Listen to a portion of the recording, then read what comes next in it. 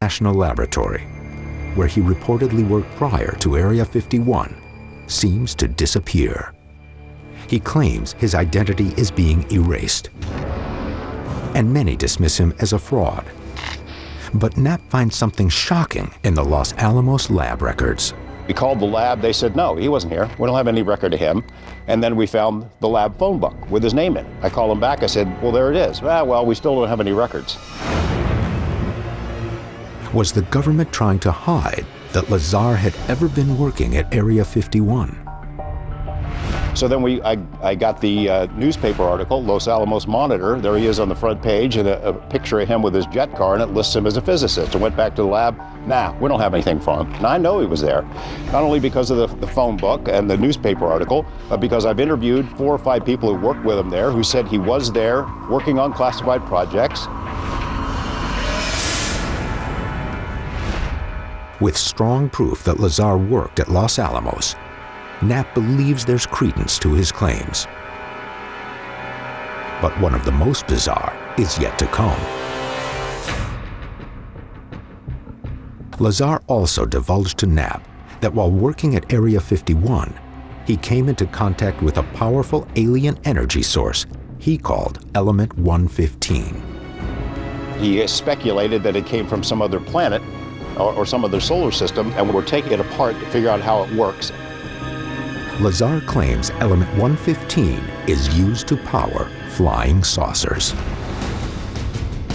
The key for me was always, did he work at Los Alamos lab? Because if he was working there in a classified position in scientific and technical job capabilities, then it's at least conceivable he could have worked at a place called Area 51. Do you believe Bob Lazar's story? I do. Now, a former CIA pilot is about to confirm Lazar's story and steps forward with a shocking sighting of his own. Just a few minutes ago, we saw one of the government extraterrestrial UFOs. The base keeps anyone from verifying these claims. Stories of elite security forces keeping the curious away begin to surface. And Pat is about to see just how intimidating these defenses really are. I'm about to meet with author Susan Wright, who wrote a book about Area 51. Now, she had a very scary experience just outside the perimeter. Why would a military base be engaging in scare tactics towards curious civilians? The answer could lie in what they're testing.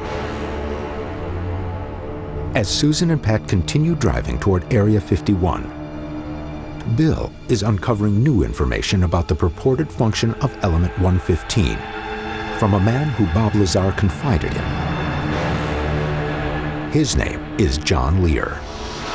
John's father invented the Learjet. John himself is an accomplished pilot. He worked for the CIA, had a very high security clearance.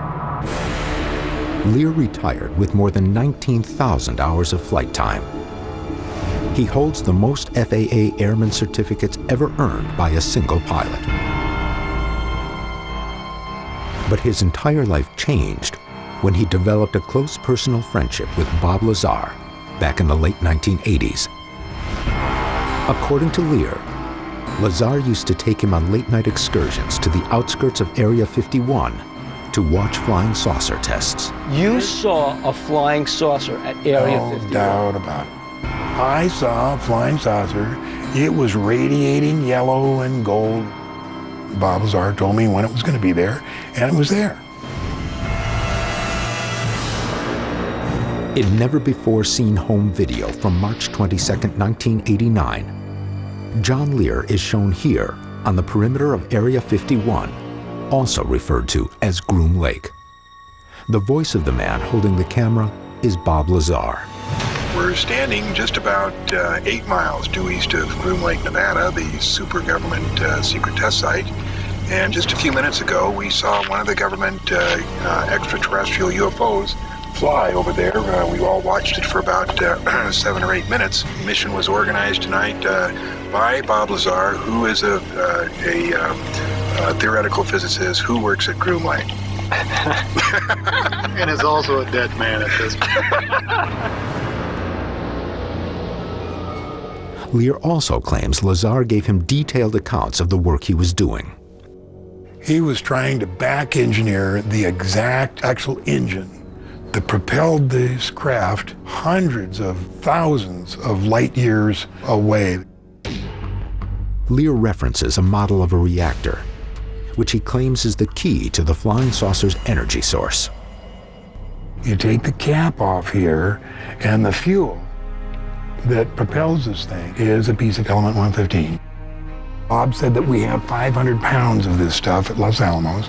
They shoot protons into the tip of that element 115 right there. Yeah. And what it does is it bumps it up to 116, and it instantaneously decays.